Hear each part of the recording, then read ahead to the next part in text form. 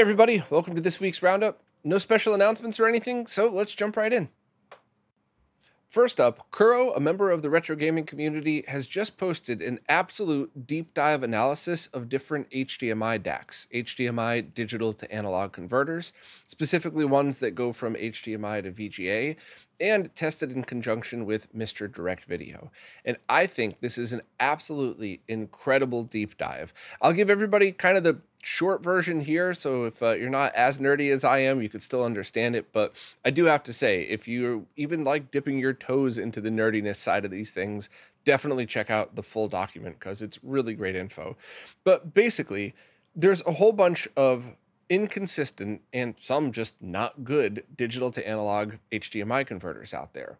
Anybody that's followed this channel for a while always hears me say the RetroRGB.link/cheap DAC, which goes to an Amazon page that has the ones that I use, but I specifically tell people to go to Amazon so you could return it if they don't work.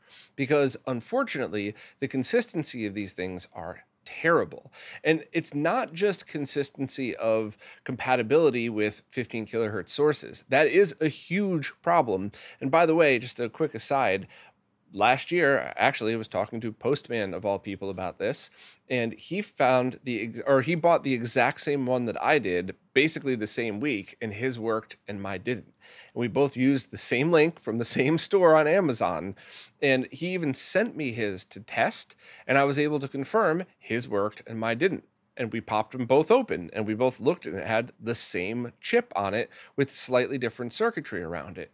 So the consistency of these things are terrible, but not just with compatibility, with the quality of output that you get. And some of the things that Kuro found could be explained by higher tolerance, cheaper components. So a lot of times these off-the-shelf things that you pick up from Amazon are just white box rebrands. They're all the same thing.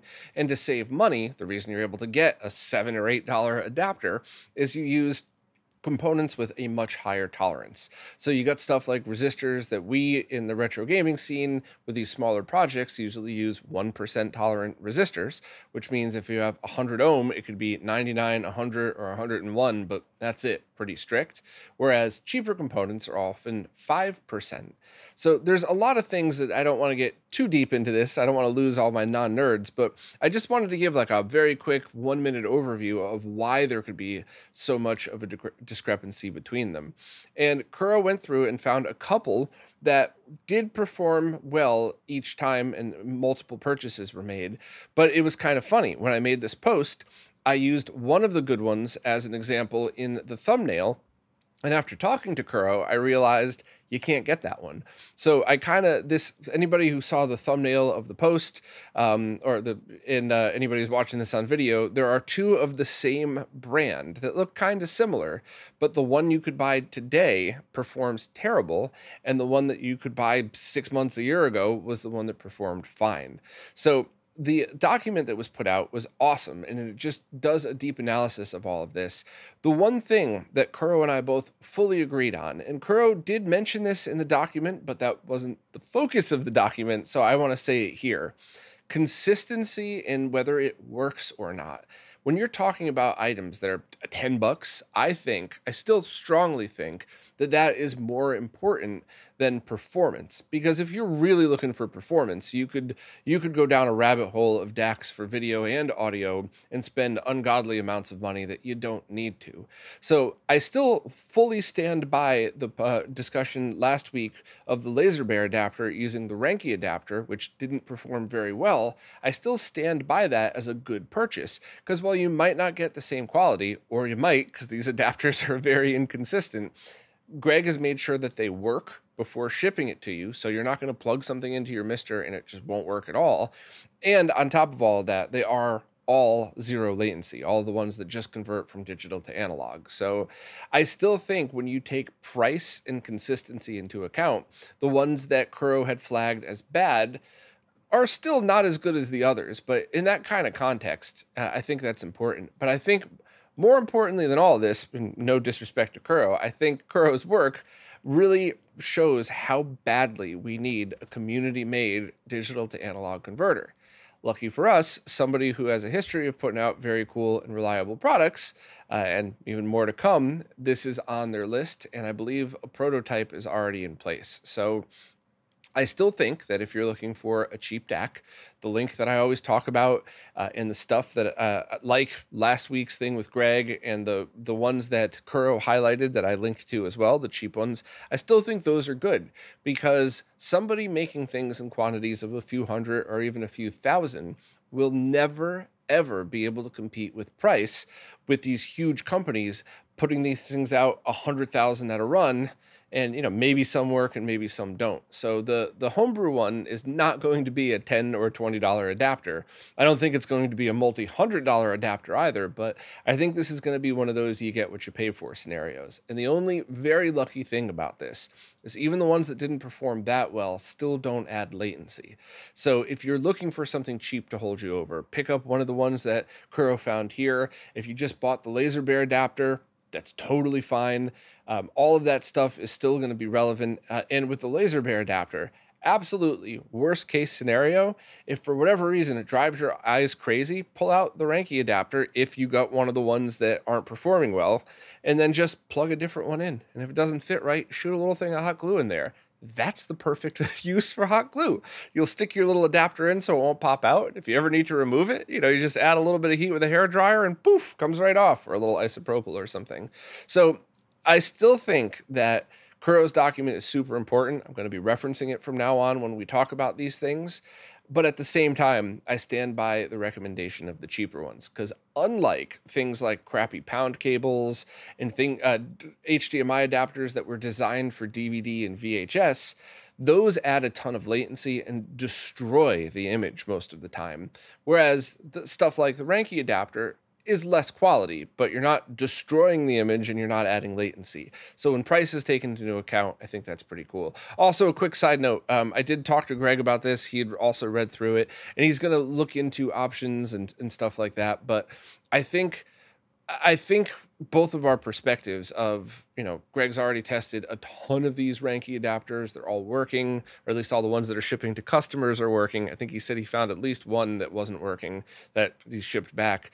I still think that's a good thing. I do also like how Greg's always looking forward to evolving this stuff, but I just want to make sure, and I over-explain, a cheap plug-and-play thing that solves a problem that works exactly as you would hope, maybe not as good as you would hope if you got a bad one, but no lag added. I still think that's a good purchase. I just also think if you're a stickler for this stuff, you've probably already had a DAC that you've used for a while. You're probably looking around for others, or you're just going to wait for the community ones to come out. So sorry to open this week's with a very long technical deep dive, but I just wanted to put everything into perspective because there's a lot of really smart people out there that I'm just a little bit better at explaining things than they are. So when this document first started coming around, it was presented in a way that's like anybody that uses anything else is an idiot. And that's not what Kuro meant. That was not what Kuro said either. That's just some people that just get very passionate about this stuff kind of went about it the wrong way. And I'm sorry that it took me a little while to go back and read it, but Kuro's work's awesome. The document was great, and we're all hopefully going to learn from this and move forward. But I think we're in a decent place with DACs because at least they don't add lag. But I'm really, really, really looking for the one made by the community for the community. And if it's $100 but it's filled with features, I'll still buy it happily. Hopefully it won't be though. Hopefully it'll be a lot. I'll pull a Mike Chi / Apple. Hope for it to be 100 and be happy when it's less. I don't know. That seemed to piss a lot of people off, but whatever. I'm fine with it. Next, Lou from Lou's Retro Source just posted a video that shows you how to use NFC cards to launch games on a Mister just by waving them around or tapping them onto your Mister. This is using work done by Wizzo and Gareth Jones, and I freaking love this. What a really cool and just fun way to have a physical interaction with your game collection while still using hardware FPGA emulation in order to run them. And yes, I'm sure there's people listening to this that are going, that's dumb. Why can't you just pick out the game from the menu like everybody else? And that's fair. There's nothing wrong with that opinion, but I do just so appreciate this side of things, and it just makes me smile to see something like taking your complete in box Genesis game and tap that onto your Mister and that game loads. It just has that tactile feel and interaction that I really think is awesome. And it's not as cool as plugging in your original cartridge, but it still gives you the chance to pick up and hold the box. And I don't know, it's a different experience. So if that's something you're into, or even if you don't really want to do that for your own setup, but you think it's neat, definitely give Lou's video a watch. It's very cool to see all of this, and it makes me smile just to see kind of a mix of, original and modern ways of playing games. Also, funny enough, I tweeted about this, and my phone auto-corrected NFC to NFT. And then I tweeted, put my phone away, and I didn't check it for a couple hours. And then when I logged back in, I was laughing very hard because people thought I was trying to peddle NFTs or something like that. So I wanted to share a couple of autocorrect faux pas, because in the past year, I have had my phone autocorrect words to words that I have never typed into this phone or any phone ever. I'm pretty sure. The one that I definitely haven't typed, I'll tell you that in a second. Here's the first one. Yesterday, I said to a friend, the place up the artery does good steak salads. The place up the street, it changed street to artery. Other than when Voltar's making fat jokes against me, I don't think I've used that word. But my absolute favorite, a word that I have never typed into any phone ever. The other day, a friend of mine asked if I had checked out this new pierogi place somewhere near me. And I said, no, but I freaking love pierogies. But it changed pierogies to peepholes. So I sent my friend, I freaking love peepholes. Never said that word before in the context of this. Never typed that word before.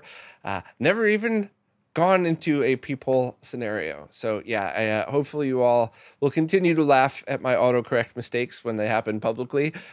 Thanks for everybody for being a pretty good sport about that and not seriously thinking I was peddling NFTs, but not sure why my phone autocorrected that, but I also don't know why it autocorrected peepholes and arteries either. So hopefully that kind of put a smile on people's faces.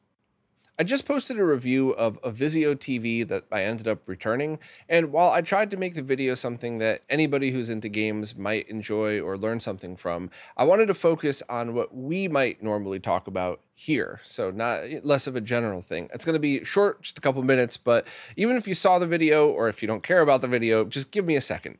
So first, the reason I bought this TV is because it was 4K 120, but also supported a 1080p 240 hertz mode that I thought would be neat to run a bunch of experiments on. And while I think the TV might be a good choice for somebody that needs mostly a TV, but also sometimes does PC gaming at higher refresh rates, this might be a pretty good choice. But for most other reasons, I just didn't like it at all. I explain all that in the video and show some mediocre examples. I'm sorry, this wasn't my best video. I couldn't put 40 hours into a video about a TV. I'm telling you, probably not to buy anyway. So I wouldn't say I half-assed it, but it's not a typical deep dive Bob video. But the info that was in that video was all accurate, all the technical information. And there's two other things that I really wanted to point out here. One is an easy one.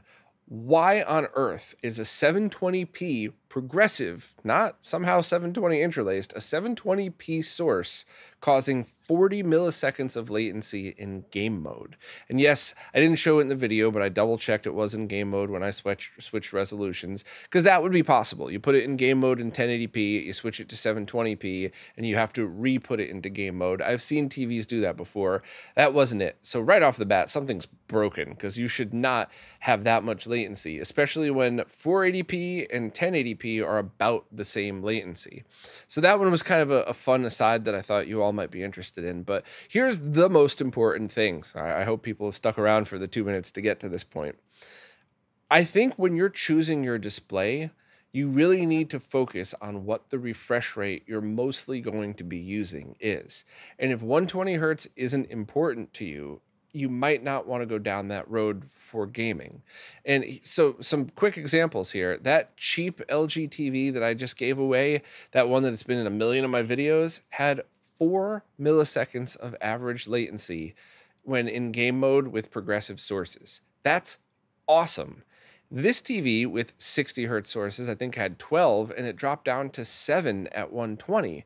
So no matter what, you're always going to have a higher latency. So if you want a 120 hertz panel, if you need those extra features and that's something that you're into, then cool. But if not, at least check the latency. Now, I will say my gaming monitor, which is also the monitor I use here, that has very low latency in 60 hertz mode. So totally cool to use it for both. I just want to make the point of when you're buying a TV or any kind of monitor, check. Ratings.com does a good job with this. Just check anybody else posting reviews that you want to make sure that the latency is still low in 60 hertz mode.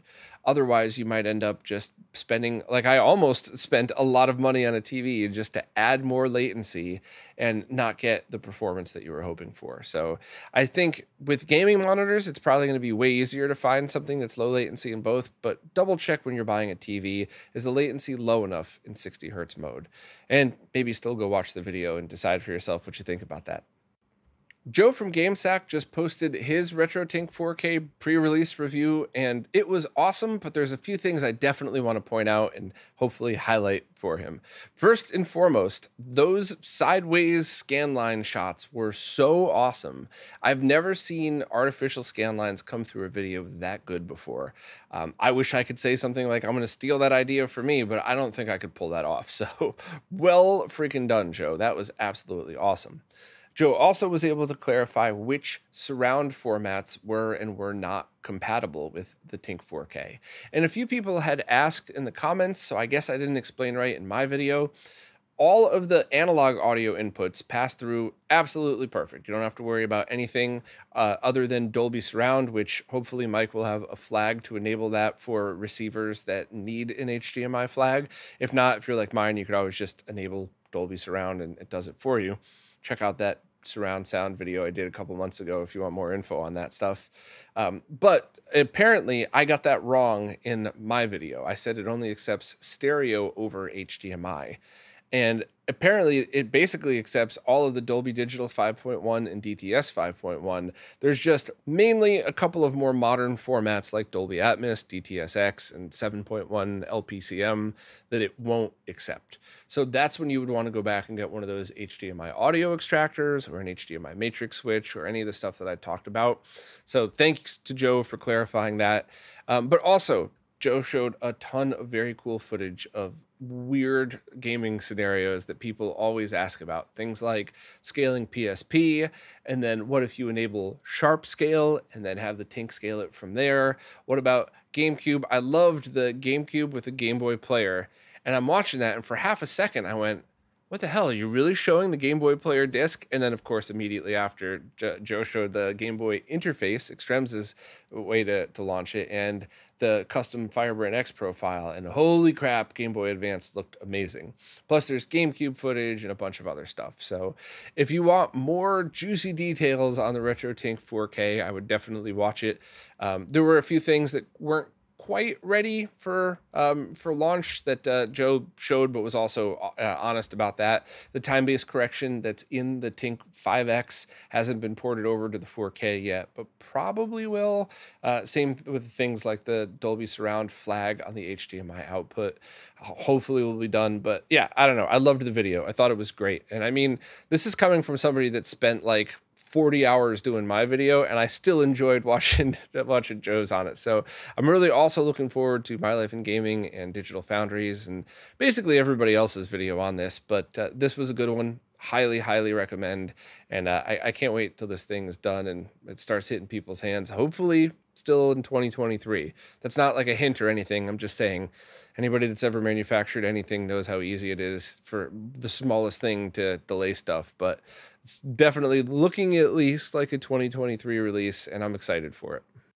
Tito from Macho Nacho Productions just posted a video showcasing some SNES mods, and the video is great. I definitely recommend watching it, but there's a few things that I'd like to add my own thoughts about, both because I want to kind of add to the conversation and also because I'm wordy and I talk too much. But first and foremost, I loved that paint job, and I strongly recommend that people with cracked yellowed cases who might want to be spicing their console up look to do something like that. I'm friends with Russ Lyman, who I had on a recent live stream and who's been showcased here a bunch of times. He does that stuff a lot. There's plenty of other artists around the world that also do that. But I just think if your shell is yellowed and cracked and it's starting to fall apart, you could probably glue it back together, sand it down, and then put on a couple of coats of paint and some clear coat that might even hold all of that together. So you could breathe complete new life into a console that was probably about to crumble if it was continued to be exposed to air and the elements and stuff like that. So I love seeing these paint jobs. I don't love seeing them done on perfectly mint consoles with no yellowing, but it's your console, do whatever you want with it. But especially consider the retro gamer store replacements or a really high-end nice paint job, or I guess even a fun one with a spray can, whatever. But just, you don't have to throw out cracked yellowed shells. You could, as long as they haven't completely deteriorated and started to fall apart, you could actually make something pretty cool of it. So definitely props to that. The next few things are a little bit mixed opinion, but I mean all of this stuff in a positive way. The first was there are 2 mods in here that were open source mods. The first was the Super CIC made by Bordy as well as Akari.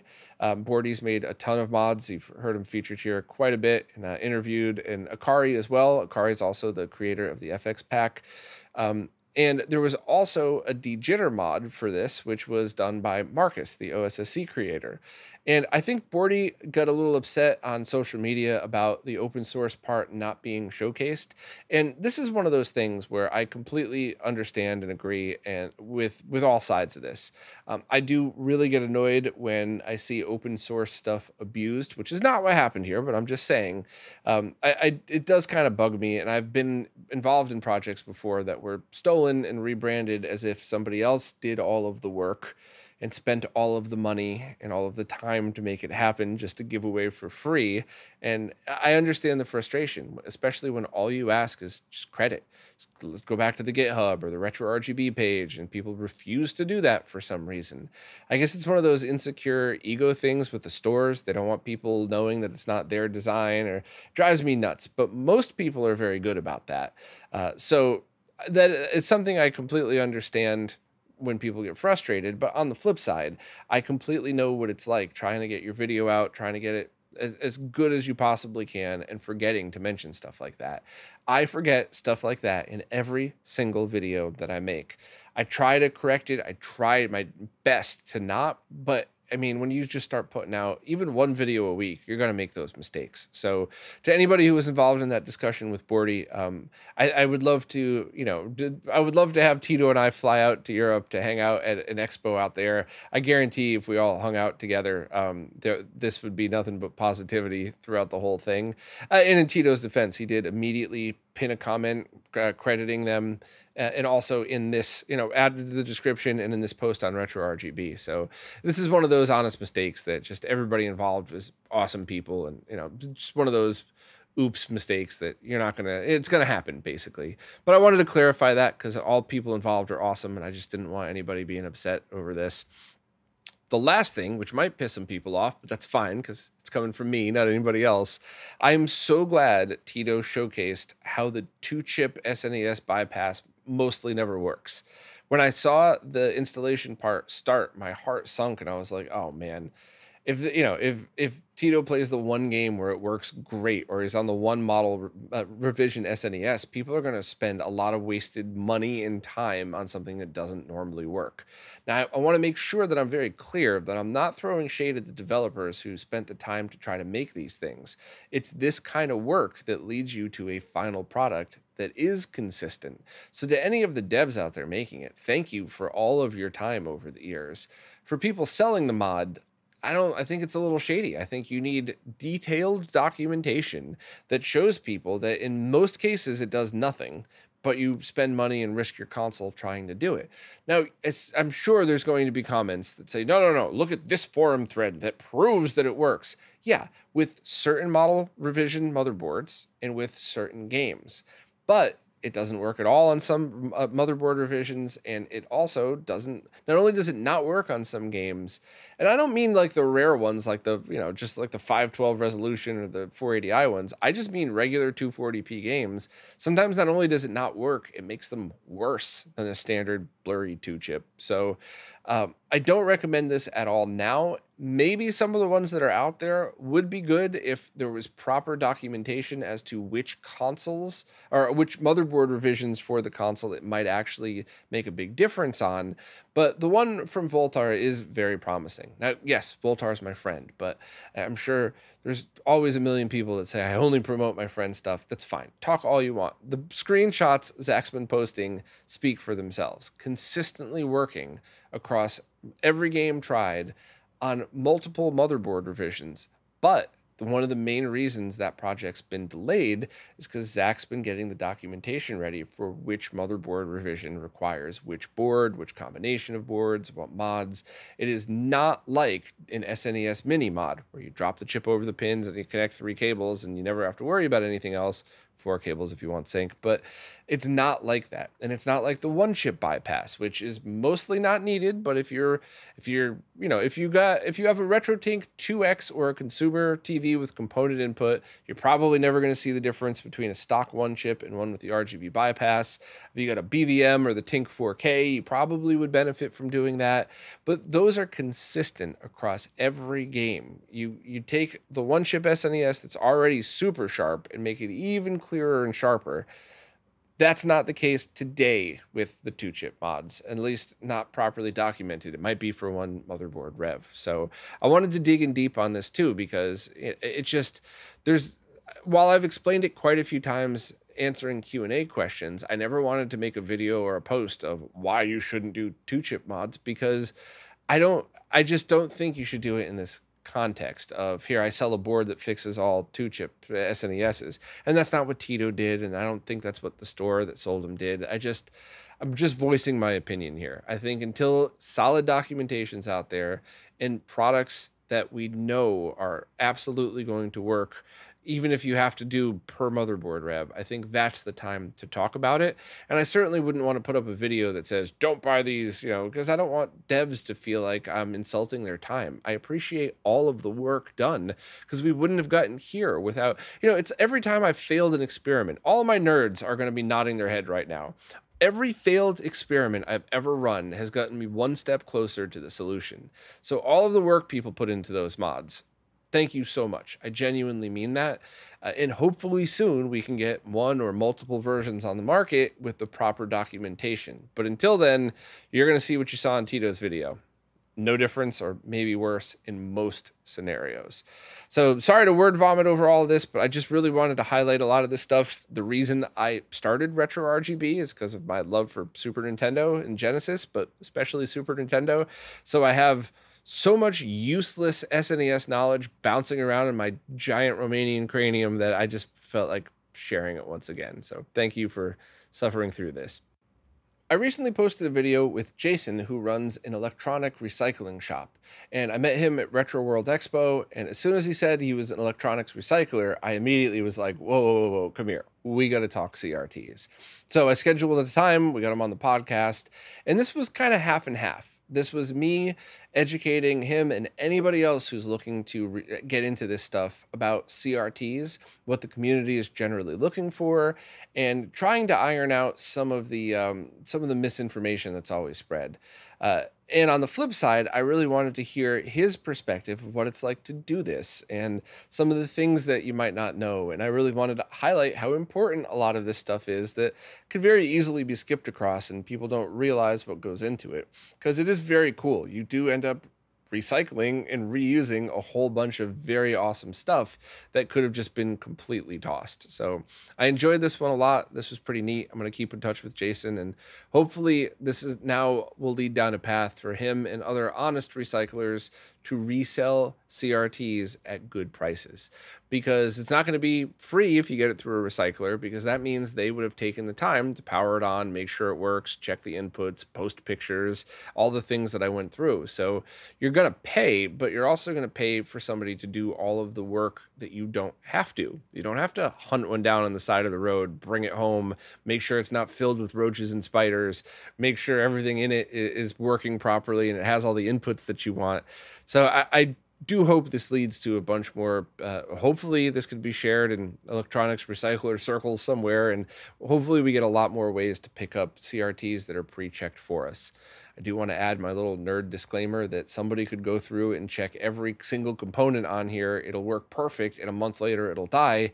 These things are 20, 30, 40 years old, so just keep that in mind when you buy these. And it's also why I don't recommend people spend hundreds and hundreds of dollars on consumer TVs unless they are fully recapped, restored. But that's not what Jason does. Jason's just going to be making sure they still work, making sure there's no damage, and reselling them. So I put links to everything in, as always, with all the long form podcasts. Just search any podcast app for RetroRGB Recycler, and you should be able to pick this one up. But hopefully this one was entertaining, because I really did like kind of seeing the other side of things, and hopefully we can get a bunch more cool CRTs out in the market pre-checked for us. Now it's time for this week's Mr. Updates, care of Lou from Lou's Retro Source. As usual, I'm going to skim through anything and only add thoughts when I kind of feel like it. But if you want more details, visual examples, and all the rest, please subscribe to Lou on YouTube and check out the video. First up is something I know nothing about, so I'm just going to repeat what Lou wrote so that I could hopefully pass the info on. But if you're using the Amiga core with Kickstart version 1.3 and want to get the shared folder working with it, then check out the forum thread on the Mr. FPGA forums that shows you how to get it working. See, this is yet another reason why I'm so appreciative for Lou, because I don't know anything about Amigas and I have no idea what that means. So please check out Lou's video if you want more examples. Next, Robert is still just making crazy progress with the N64 core, and it's starting to get even more exciting than before. All the stuff that you would want is being worked on at the same time, so some of the de-dither stuff and all of the different enhancements at the same time as the core is progressing. It's awesome. If you're even remotely interested in this, definitely follow Robert on social media, and if you appreciate the work as much as I do, please consider subscribing on Patreon, because that's the only way we're going to get this stuff. Next, Mr. Add-on's RF adapter is almost ready for full production. So this is pretty cool. This would mean if you need to go from composite to RF, but if you have an RF only TV and you're using anything from a console that doesn't have its own RF adapter to something like a Mister, where you're going composite, but you need to go to an RF TV. I'm really looking forward to checking that one out. I'll definitely be buying one and testing it and seeing how it compares to using a VCR. Obviously, it's going to win when it comes to size, because that's definitely a factor in this. But I'd love to see if there's actually a performance difference or anything else, and could we even see it because it's RF? I don't know. I think it's cool as hell, and I like that something like this is being made. Also, the existing Genesis core has been depreciated, and everyone should be using the new Mega Drive core based on the Nuke MD. And that's the core that is based off of decapped chips from a Genesis that should be even more accurate. So it's very cool. I mean, that's something like this isn't taken lightly. Sorg's not going to just say, oh, all right, well, I'm throwing out the old one and using the new one without doing some real testing. And that must mean that the accuracy on this is even higher than the other one. So that's exciting. And it's also just a quick aside here. I love it when stuff is revisited. I love seeing Hotego go back and update older cores, and I love people going back and saying, hey, this is totally fine, but I don't like fine. I like as good as I could possibly make it. That just makes my nerd heart smile. So thank you. Also, the Mars FPGA project posted videos of various games and some teasers and some cool stuff like that. And I've been talking to some of the Mars crew. I haven't gotten a post or anything ready because I just want to present the info properly, but it's a real project, and it seems like it's going to be very, very cool. I just want to make sure to get the word out properly, I guess. So, and there's no rush. It's not like there's going to be a pre-order open tomorrow or anything. So, I'm probably going to just, when I get to it type of thing, but that's no disrespect to the Mars team. If anything, it's a nod to how much respect I have for the potential of this thing. I'll get a good post together, maybe an interview. I don't know. I'll talk to the team and see what they'd like to do, but keep your eyes on that. Follow on social media and see. And, some of their marketing clips I think are actually kind of funny, and some seem to be confusing people, but you'll see. Or it's all a very big elaborate lie, but even then, props to them for going through this much trouble. It's not, it's real, but I'm just saying, either way, it's worth. Hopefully that came out right. I'm gonna get trolled like hell today. Anyway, Reiki showed off a shot of the Tito F3's display processor, so it looks like they're working on some reverse engineering, and they're kind of looking into making the whole core. I don't think it's I don't think that's something that's completed yet, but I think it's pretty cool that it's in progress and more die shots are being shown. I love seeing the decapped chips and stuff like that. Those are always exciting. Reiki also announced that Kiki Kakai's production MCU dump was successful. So that was a Tito arcade game from 1986. So now they're able to get the dump from that. Next, Hotego released a beta core for the arcade basketball game Punk Shot, which is a 2-on-2 game that shares more in common with arch rivals than NBA Jam. So if you're into arch rivals, maybe this one is something you'd want to give a chance to. And the next game in the Mr. Discord game challenge is Neo Turf Masters CD, specifically the extra Scotland course that's not available on the others. The score challenge goes up until September 22nd. So as always, thanks so much to Lou for keeping up with all this stuff. There's no way I could by myself, and I also appreciate adding all the knowledge of things I have no idea about. Like, I still haven't even seen an Amiga in person. So thank you very much. Please remember to subscribe to Lou. Next up is an HDMI mod for the original Model 1 Sega Genesis. And this is a mod that I've been wanting to talk about for a while, but at first I misunderstood it, and then I wanted to wait until pre-orders were open, and then I missed the pre-order date. So the pre-orders are still open. But I'd like to walk everybody through what this is, because I wanted to make sure that everybody got the correct information about this. First and foremost, this is not some analog to digital conversion inside the Genesis. I've seen those before. There was one notorious modder a while back that was taking those SCART to HDMI devices, gluing them inside a Genesis, wiring it to the RGB pins, and calling it an HDMI mod. And that really kind of put a damper on Genesis HDMI mods for a while. And that is not what this is. This is what I would describe as hybrid emulation, just like Crix's RGB Blaster and James from RetroHQ's 7800 game drive. This taps the digital signals coming off of the VDP and uses an FPGA to create a digital HDMI output for the video. Analog audio is routed through, so you still get that same awesome Model 1 analog audio, just through the HDMI port to make it easier. So this is mostly using real hardware. You're using the real CPU, you're using the RAM chips, you're using real cartridges, but the video chip is basically recreated on an FPGA, and then the signal is manipulated and outputted via an HDMI port. Now, one very important point, this does not affect the analog output at all. So that means you could do this, and you could still have a fully functioning Model 1 Genesis or Mega Drive. And I think that's absolutely awesome. You want that original jailbar-y Genesis experience, or what if you have a composite video CRT, but you also like to play on a flat panel? I think that it's just awesome that this adds all of those things into it. Also, the developer Stanislav had put in a bunch of very cool features, like you could have a buffered mode where it adds a little bit of latency, but you get compatibility with all displays and no dropouts with resolution changes. So games like Creator of Senti that have a menu at one resolution and a game at the other, you won't have any dropouts. I think for that game, it's really just the title screen. So that I would try the other mode first, but it's awesome that that's there. But there's also the no latency mode, and that is available 1080p 5x. There's a whole bunch of cropping options. I posted one of the videos in here, but it looks really cool. And I think this is the perfect balance between hardware emulation and original hardware, because everything is original, including the analog out if you want that, but you do get a clean, no jailbar HDMI output on this thing. And I believe it also outputs in just direct 240p, so if you wanted to, you could put it through any other scalers. And that's when you start to get into a debate of, do you want FPGA in your original consoles? Do you want to use a MiSTer? Do you want to use an analog? And there's no right answer. It's whatever you want to do for your scenario. So I think that is very, very cool.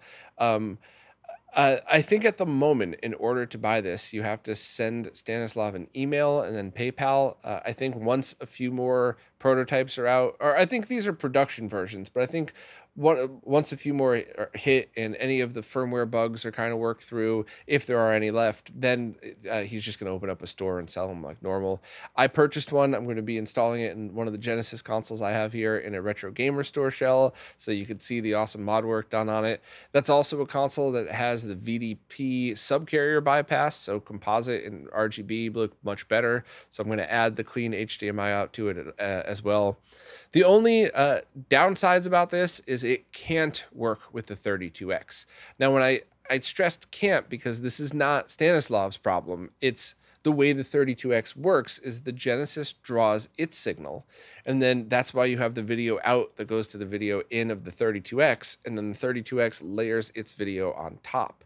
So for the 32X to do this, you would need a 32X modded with an HDMI in and an HDMI out, or just use all, yeah, it's never going to work with the 32X. However, it will work with Sega CD. So I think that's pretty awesome as well. And it currently won't work with Master System. I'm not really sure why, but maybe that's something that could be added with a firmware update. It certainly would be appreciated because SMS games are messy very often, even sometimes on Model 1 Genesis consoles. So that's the least of everybody's worries, though. This thing looks awesome. I'm really looking forward to giving it a try.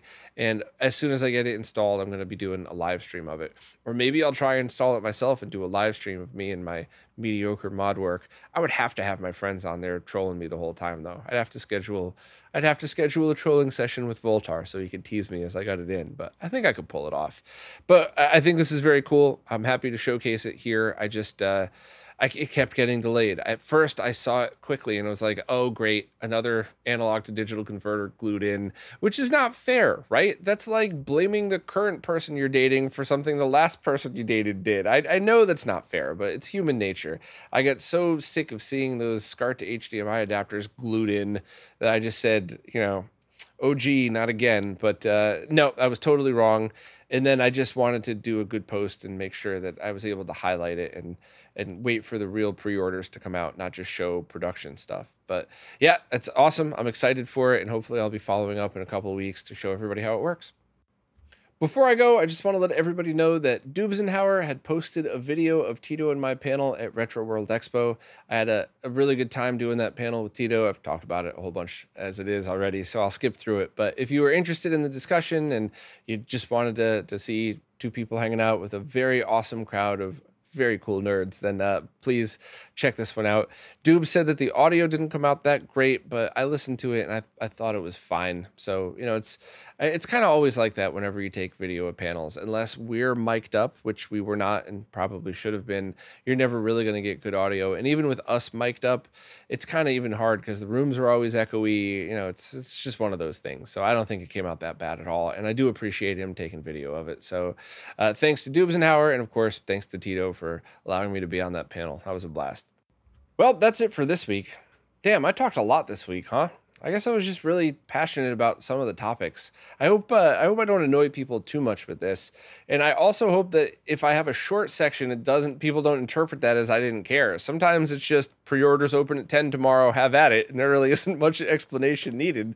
But whenever I feel like I want to add some perspective is when or if it's a topic that people are often confused about and I get a lot of questions on, I try to spend more time on that stuff. But maybe I spent too much time. I don't know. But that's why I have the time. One of the many reasons why I have the timestamps in the description everywhere. So if I start boring you to death on one topic, feel free to skip around. But, you know, hopefully I do add perspective that helps, because certainly things like, you know, clearing up accidental beefs or making sure to let people know which mod is probably not the one for you are topics that I think not only need to be out there, but they need to be explained. I don't want to just throw a middle finger up in the air and be like, that mod sucks. I don't want to be insulting.